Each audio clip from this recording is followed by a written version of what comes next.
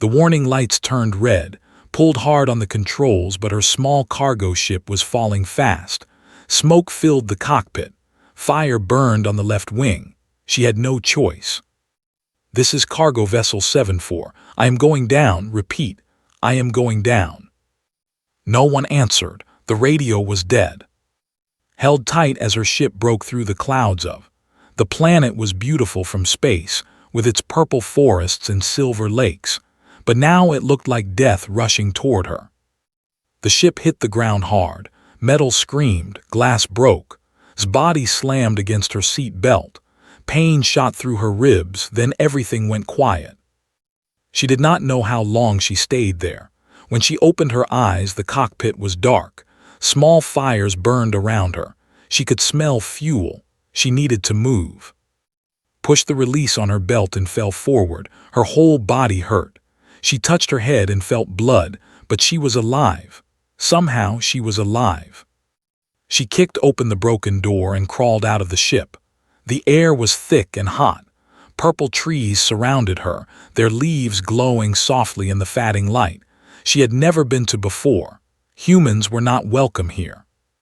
There were tall beings with pale blue skin and 4 arms. They did not trust humans.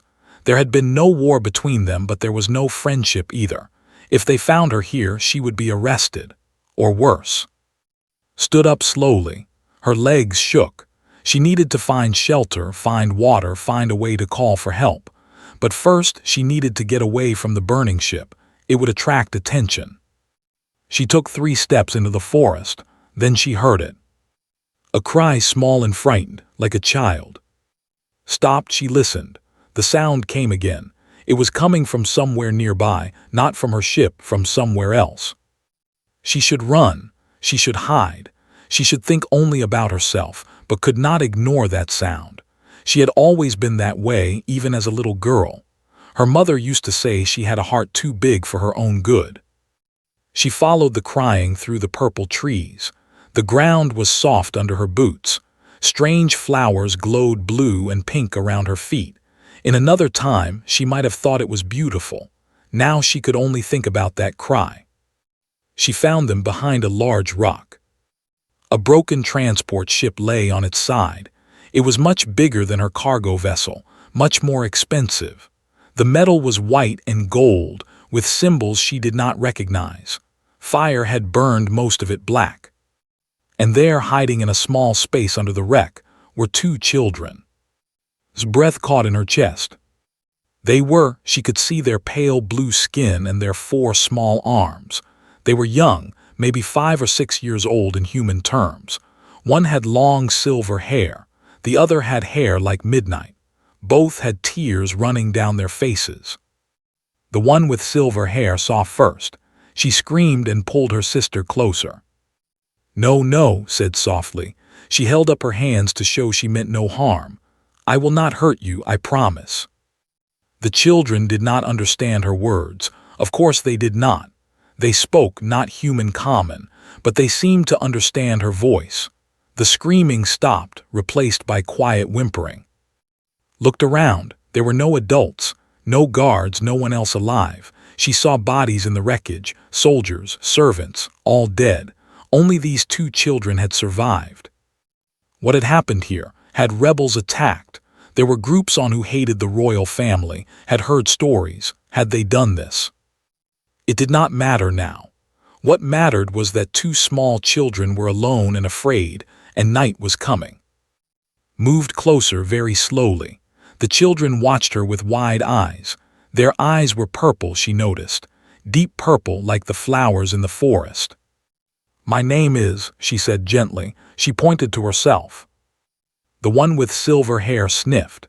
She pointed to herself with 2 of her small hands. The other one, still crying quietly, whispered. Smiled. It hurt her split lip, but she smiled anyway. "Good, those are pretty names." She reached out her hand, looked at it like it might bite her, but then, slowly, she took it. Her skin was cool against its warm human hand. 4 tiny fingers wrapped around 2 human ones. Something in his chest grew warm. "Come," she said. "We cannot stay here. Bad people might come back. We need to hide." She did not know if they understood, but when she stood and gently pulled, they followed. Held's hand, a small chain of survival. They walked into the darkening forest together. Found a cave before the last light disappeared. It was small but dry. She checked inside for animals or danger. It was empty. Good. She brought the children inside. They were shaking from cold, from fear, from everything. Had only her flight jacket. She took it off and wrapped it around both of them. They were small enough to share it. They looked up at her with those big purple eyes, confused but no longer terrified. "Sleep now," she said. She made her voice soft like her mother used to do when was small and scared of storms. "I will keep watch. Nothing will hurt you, I promise." Said something did not understand the words, but she understood the tone. It was a question, something like, "Why are you helping us?" Did not know how to answer. How could she explain that she could not leave children alone in the dark? That it did not matter if they were human or anything else? That some things were more important than politics or planets or fear? She just smiled and gently touched the silver hair. "Because you are small," she whispered, "and I am here, that is enough." Outside, the purple forest grew dark. Strange sounds filled the night. Animals calling. Wind moving through the glowing leaves. Somewhere far away heard ships flying, searching. They would find the crashed transport soon. They would find the dead. They would look for the children. And when they found with them, they would think she had taken them. They would think she was the enemy. But looked at the two small bodies sleeping under her jacket, their 4 hands holding each other, and she knew she had made the right choice. Tomorrow, she would figure out what to do. Tonight, she would keep them safe. Morning came with the sound of ships. Woke up fast. Her body was stiff and cold. She had not slept much, keeping watch through the long night, but the noise above made her forget her tiredness. She looked at the cave entrance. Through the purple leaves, she could see dark shapes moving across the sky. Military ships, many of them. They were searching, and were still sleeping, curled together like 2 small animals. They looked peaceful. Hated to wake them, but she had no choice.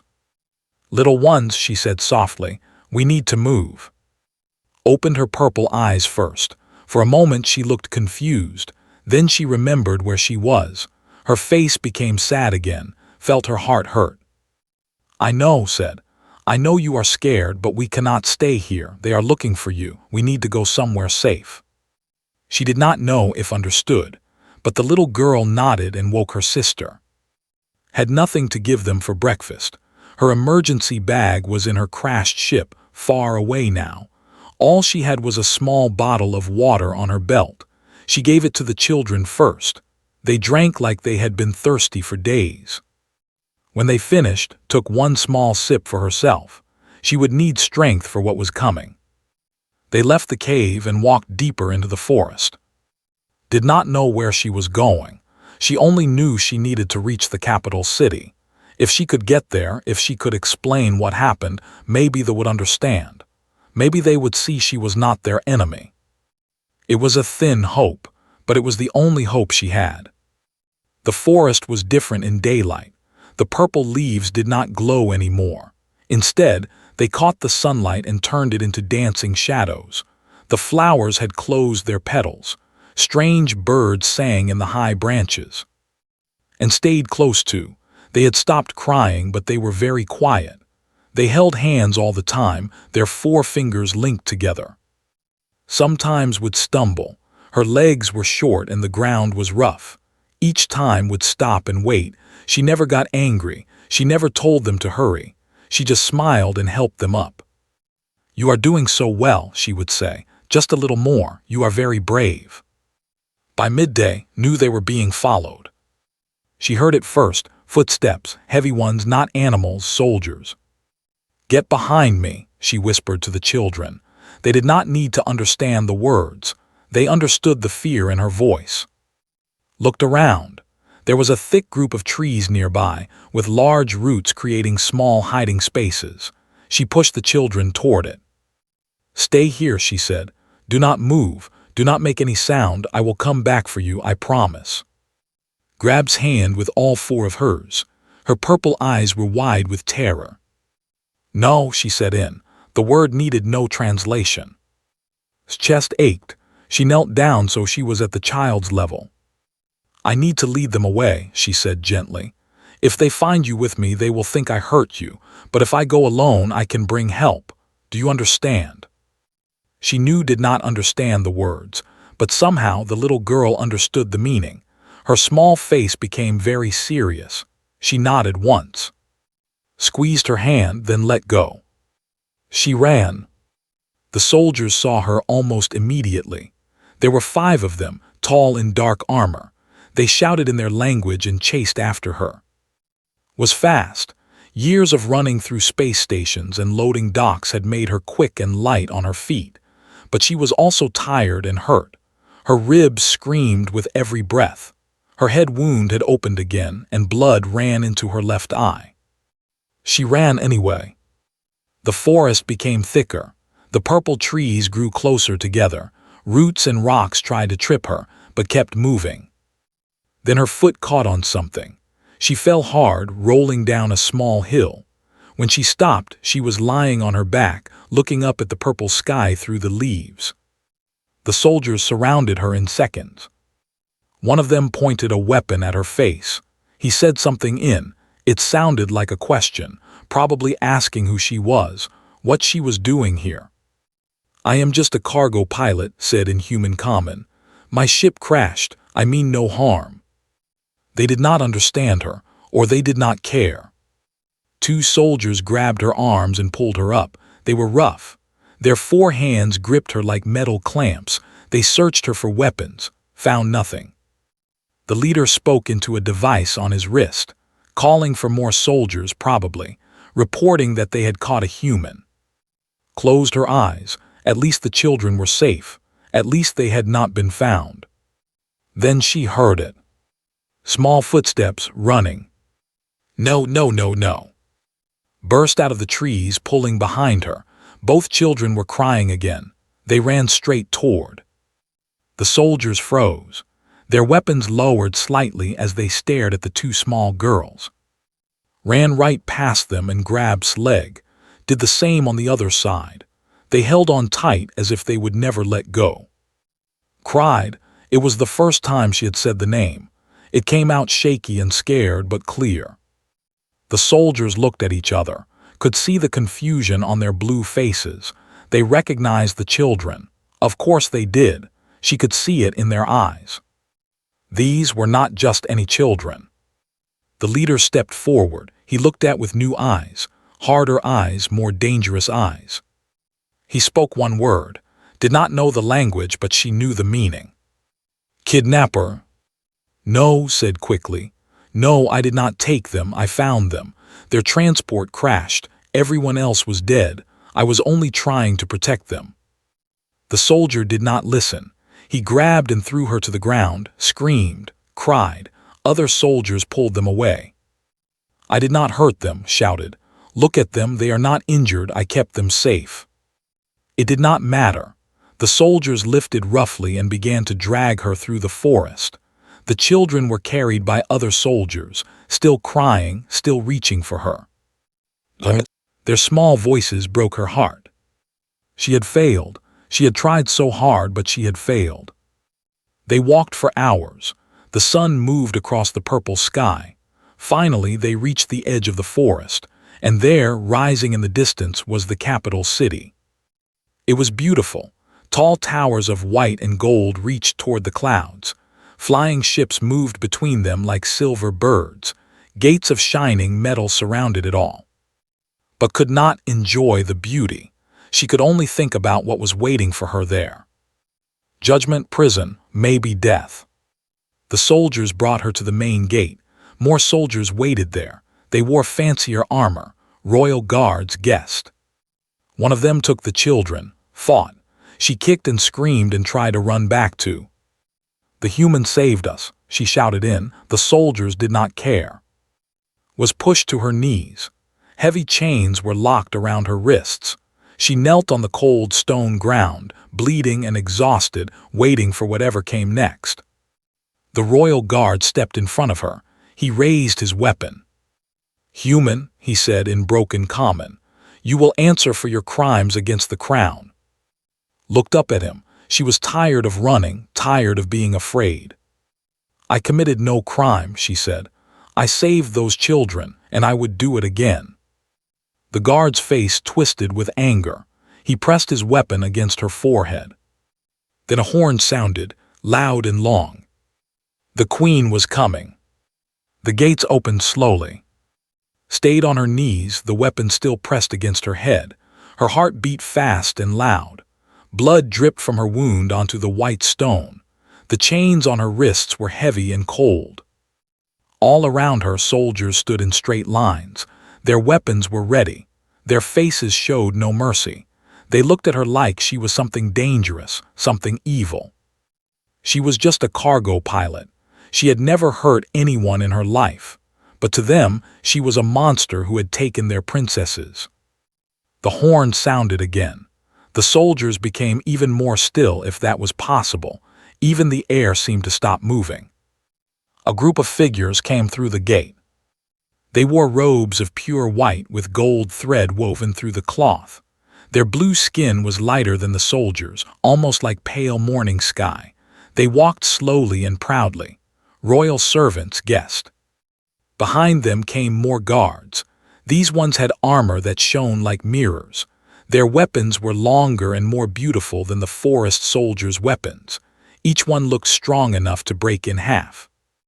And behind the guards, carried on a floating platform, came the queen.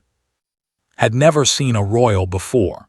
She had seen pictures in news reports, but pictures were nothing compared to this.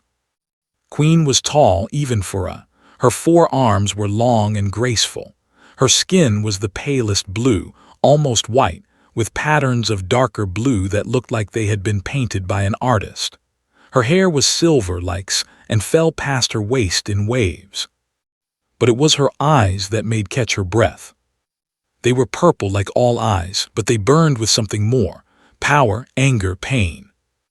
She was a mother whose children had been taken, and she was looking at the person she believed had taken them. The platform lowered to the ground. Queen stepped off slowly. She moved like water flowing over stones, smooth, deadly. The soldier removed his weapon from his head and stepped back. He bowed low to his queen. Queen walked closer. Each step felt like thunder to his heart. The queen stopped just a few feet away. She looked down at the human with eyes full of cold fire. "You are the one," she said. Her voice was soft but sharp, like a knife wrapped in silk, and she spoke in perfect human common. Of course she did. She was a queen. She would know many languages. Lifted her head. She looked directly into those burning purple eyes. She would not look away. She would not show fear. She had done nothing wrong. "I found your daughters," said. "I did not take them." The queen's face did not change. Their transport was attacked. Their guards were killed. And you, a human, just happened to find them. "My ship crashed nearby. I heard crying. I went to help." "Help?" The queen said the word like it tasted bad in her mouth. "Humans do not help. We have no friendship between our peoples." "I did not help because they are," said. "I helped because they are children." That was enough. Something flickered in the queen's eyes. Surprise, maybe, or confusion, but it disappeared quickly. "Pretty words," she said. "But words are easy. My daughters could have died because of you." "Your daughters would have died without me," replied. "Everyone else from that transport was already dead. Your daughters were hiding in the wreckage, alone and afraid. Night was coming. Animals would have found them, or the rebels who attacked them would have come back. I kept them warm. I kept them fed. I kept them safe." The queen's jaw tightened. Her four hands curled into fists. "You dare speak to me this way?" "I speak only the truth, your majesty," kept her voice calm even as her insides shook with fear. "Check your daughters, see if they are hurt. Ask them what happened. They will tell you." For a long moment, Queen said nothing. She just stared at with those purple eyes, as if trying to see inside her soul. Then she turned to one of her guards. "Bring the princesses." The guard bowed and left quickly. The wait felt like forever. His knees ached against the hard stone. Her head wound throbbed, but she did not move. She would not show weakness. Finally, the guard returned and walked beside him. They had been cleaned up a little. Their hair had been brushed, but their faces still held the fear and exhaustion of everything they had been through. When Saw, her eyes went wide. She cried. She tried to run forward, but the guard held her back. The little girl struggled, her 4 arms pushing against him. "Let me go. Are you okay?" Queen watched this. Her face was unreadable. She said softly, "Come here." The guard released the princess, ran not to her mother, but toward. She stopped just in front of the kneeling human and grabbed her chained hands. "Mother, please," said, turning to the queen. Her small voice shook. "She saved us. The bad people attacked our ship. Everyone died. We were alone. We were so scared, but found us. She took care of us." Came forward too. She was quieter than her sister, but she nodded strongly. "She gave us her jacket," whispered. "She did not sleep so she could watch over us. She was hurt, but she carried us when we were tired." Looked back at, tears ran down her blue cheeks. "She promised to protect us," the little girl said. "And she did. She kept her promise." The queen stood very still. The cold fire in her eyes had changed. Now there was something else there, something softer. She walked forward slowly. Her guards tensed, ready to protect her, but she waved them back. She stopped in front of. For a moment she just looked at the human, at the blood, at the chains, at the kindness her daughters had described. Then she knelt down. The guards gasped. A queen kneeling before a prisoner. It was unthinkable, but Queen did not seem to care. She looked into his eyes. "Tell me everything," she said. Her voice was different now. Not cold, not angry, just tired and worried and wanting the truth. "From the beginning, tell me everything." So did. She told the queen about her cargo run, about the attack that made her crash, about hearing the crying in the forest. She told her about finding the girls in the wreckage, about the night in the cave, about the soldiers who caught her. She did not make herself sound brave. She did not ask for thanks or reward. She just told the truth, plain and simple. When she finished, the queen was quiet for a long time. Then she reached out with one of her 4 hands and touched his cheek gently. "I have been wrong," she said, "and I am sorry." She stood and turned to her guards. "Remove the chains now." The guards moved quickly. The heavy metal fell from his wrists with a loud clang. She rubbed the red marks left behind.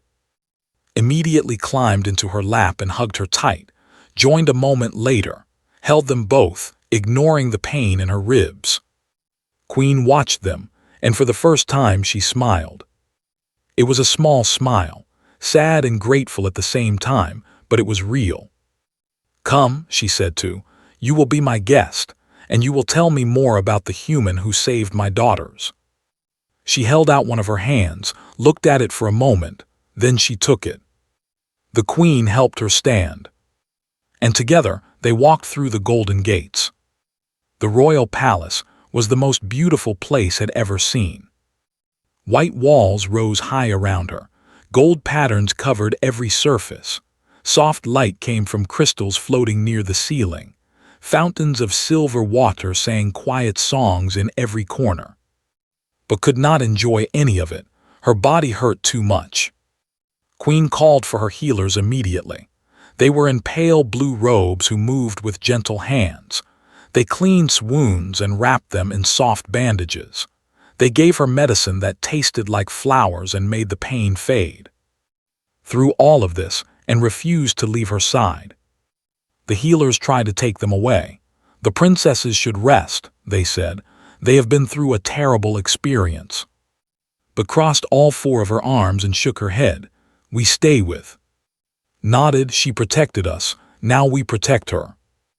The healers looked to the queen for help. but Queen only smiled that small, sad smile. "Let them stay," she said. "They have earned that right."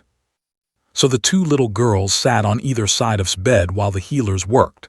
They held her hands. They asked if she was okay. They told her stories about their favorite toys and games. Listened and smiled, even though she understood only half of what they said.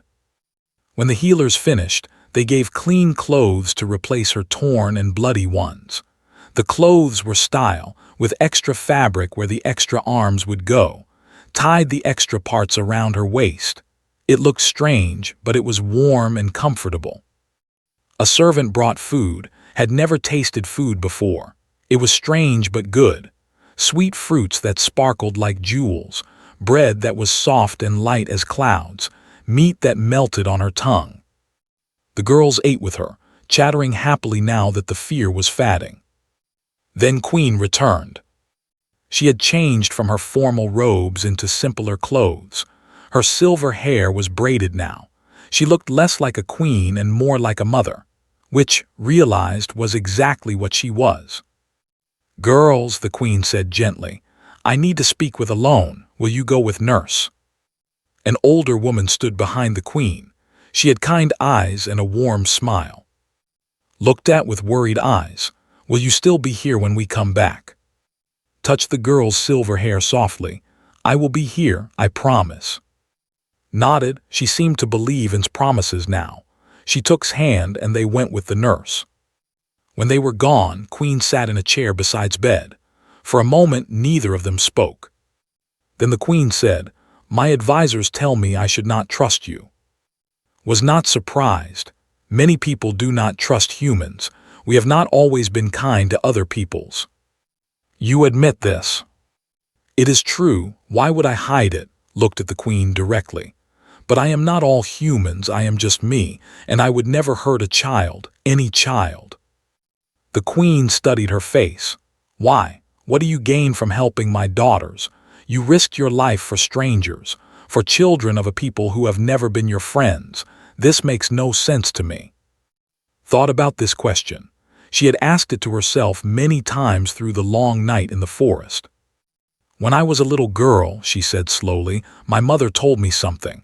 She said that the world is full of darkness, fear, hate, pain. It is easy to make the darkness bigger. Anyone can do that, but it takes strength to light a candle, to make even a small bit of light in all that dark." She looked at her hands, human hands so different from the four-armed. "I am not a soldier or a hero. I cannot change the galaxy, but I can help one person or two small girls. I can be a small light in the darkness." She looked up at the Queen. "That is why I helped them, because I could, because someone should." Queen was quiet for a long time. When she finally spoke, her voice was thick with emotion. "My husband died 3 years ago. A sickness took him. Since then I have ruled alone. I have tried to be strong for my people, for my daughters." Her purple eyes shone with tears she did not let fall. "When I heard about the attack, when they told me my daughters were missing, I felt my heart stop. I thought I had lost everything." She reached out and took's hand. Her blue skin was cool, but her grip was warm. "You gave them back to me. You, a stranger, a human, someone with no reason to care." A single tear rolled down her pale cheek. "How can I ever repay you?" Squeezed her hand gently. "I do not need payment. Seeing them safe is enough." "That is not acceptable." The Queen's voice became stronger, more like a ruler again. "I will not let this debt go unpaid. Name what you want. Gold, a ship, land, whatever you desire." Thought about it. She had lost her cargo ship. She had no way to get home. She had nothing. But looking at the Queen's face, she did not want to ask for things. "I want only one thing," she said. "I want to see your daughters grow up, not as a servant or a guest who owes you, just as a friend, someone who cares about them." The Queen blinked. "You want to stay here on? If you will allow it." Queen stared at her, then she laughed. It was a real laugh, full of surprise and something like joy. "You are very strange, human." "So I have been told." The Queen laughed again. She stood up and walked to the window. Outside, the capital city sparkled in the evening light. Ships flew between the towers. People walked in the streets. Life continued as it always did. "My advisors will not like this," she said. "A human living in the palace. It is unheard of." "Then we will make it heard of," replied. "New things are scary, but sometimes they are also good." The queen turned back to her. Her eyes were still purple fire, but now the fire was warm instead of cold. "My daughters love you already. I have never seen trust anyone so quickly.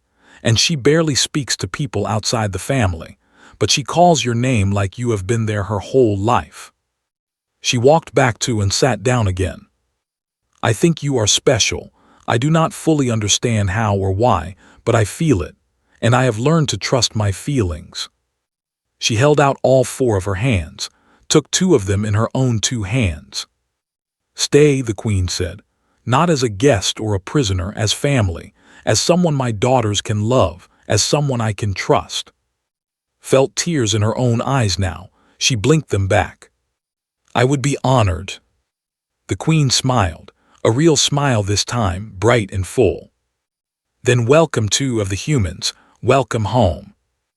At that moment the door burst open, and ran in, unable to wait any longer.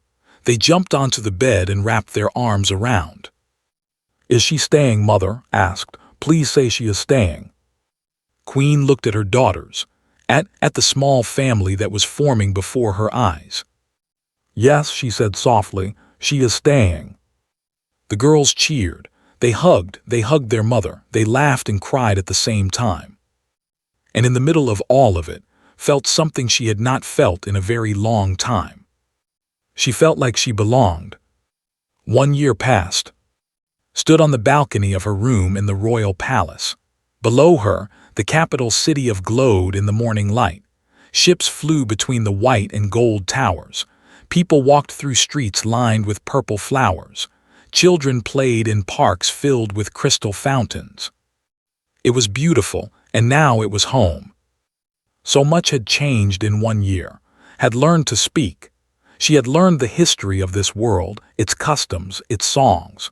She had made friends among the servants and guards who had once looked at her with fear and hate.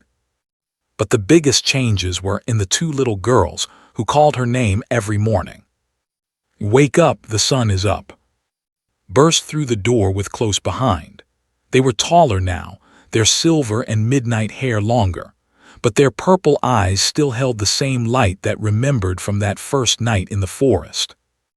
"I am awake," little ones laughed. "I have been awake for hours." "Then why are you not at breakfast?" demanded, putting all four hands on her hips. "Mother is waiting." "And cook made the sweet bread you like," added shyly. She was still quieter than her sister, but she spoke more now, smiled more, trusted more. Let them pull her toward the dining room. Their small hands wrapped around her fingers just like they had on that first terrible night. But now there was no fear, only love. Queen was already at the table when they arrived. She smiled when she saw. "Good morning," she said. "I hope my daughters did not wake you too roughly." "They were gentle," said, "for them." Stuck out her tongue, giggled. They ate breakfast together as they did every morning. The conversation was light and happy, talked about her lessons, showed a drawing she had made. The queen discussed plans for a festival coming next month. It was simple, it was normal, it was wonderful. After breakfast, walked with the queen through the palace gardens. The girls ran ahead, chasing small flying creatures that sparkled in the sunlight. "The council meets today," Queen said. Her voice was calm but heard the tension beneath it. "I know, are you worried?" "They want to discuss the new treaty with Earth." The queen watched her daughters play. "Some of them still do not trust humans. They think I have been foolish to let you stay, to let you become part of this family." Nodded. She had faced this distrust many times in the past year. Some still looked at her with cold eyes. Some still whispered behind her back. Some still believed she had dark plans. "What will you tell them?" she asked. The queen stopped walking. She turned to face. "I will tell them the truth." She took hands in hers. Her grip was strong and sure. "1 year ago I believed what everyone believed about humans, that you were cold, selfish, dangerous, that you only cared about yourselves." Her purple eyes were soft. "Then a human saved my daughters, not for money, not for power, not for anything except the simple fact that they were children who needed help." She squeezed hands. "You showed me something I had never seen before. You showed me that courage is not about fighting. It is about caring, about protecting, about loving even when it is hard, even when it is scary." Felt tears in her eyes. "You give me too much credit. I only did what anyone would do." "No," the Queen shook her head. "That is where you are wrong. Anyone would not do what you did. Most would run, most would hide, most would think only of themselves." She smiled. "You are different, you are special, and my people need to see that humans can be special too." "Mother, look." They turned, was pointing at the sky. A ship was coming down from above. It was not, recognized the design immediately, human from Earth. "Ah," the Queen said, "they are early." "Who?" asked confused. "The human diplomats. They are here to discuss the treaty." The Queen smiled at surprised face. "Did I forget to mention? Part of the treaty includes an official position for you, the first human ambassador to." Stared at her. "What? I am just a cargo pilot. I do not know anything about diplomacy." "You know how to care for others. You know how to build trust. You know how to see past differences and find what makes us the same." The Queen put a hand on shoulder. "That is what diplomacy really is. The rest can be learned." The ship landed in the palace courtyard. Doors opened. Humans in formal clothes stepped out. They looked around at the beautiful city with wide eyes. One of them saw and froze. It was a woman with short dark hair and kind eyes. Recognized her after a moment. "Captain." Captain had been's first boss, back when she was a young pilot learning the trade. They had not seen each other in years. The captain walked up and hugged tight. "We thought you were dead," she whispered. "When your ship went down, we searched for months, but we never found anything." "I survived," said simply, "and I found a new family." Captain looked at her, then at the Queen, then at the 2 little girls who had come running to stand beside. "So I see," she smiled. "The stories are true then, about the human who saved the princesses, about the friendship between a cargo pilot and a queen." "All true," Queen said. She stepped forward and extended her hand in the human style. Captain took it. "Welcome to, we have much to discuss." The diplomats went into the palace to begin their meetings, but before Queen followed them, she turned back to, "Are you coming?" Looked at the doors of the palace, at the future that waited beyond them. It was scary. So many important people, so many big decisions. Then she felt small hands grab hers, on one side, on the other. "Come on," said, "you can do it. You are the bravest person we know." Nodded, "We believe in you." Looked down at them. These 2 little girls who had changed her life, who had given her a home, a family, a purpose. She had come to by accident. She had saved the princesses because it was the right thing to do. She had never expected anything in return. But life had given her everything anyway. She smiled and walked forward. The doors of the palace opened. Inside, and humans sat together for the first time. They talked. They listened. They tried to understand each other. It would not be easy. There were many years of distrust to overcome, many old wounds to heal, many new bridges to build. But as took her seat at the great table, with the Queen on one side and Captain on the other, she knew something important. This was only the beginning. And sometimes the best stories start with the smallest things: a crash, a cry, a promise to protect, a heart big enough to love strangers. Humanity had many flaws. They had made many mistakes, but they also had something special, something the galaxy was only beginning to understand. They had compassion, they had love, they had the courage to care. And that, more than any weapon or technology, was their greatest strength. And snuck into the meeting room and sat on either side of. The guards tried to remove them, but the queen just smiled and shook her head. "Let them stay," she said, repeating the words from 1 year ago. "They have earned that right." Held their small hands under the table. And together, they began to build a new future. For Earth, for everyone.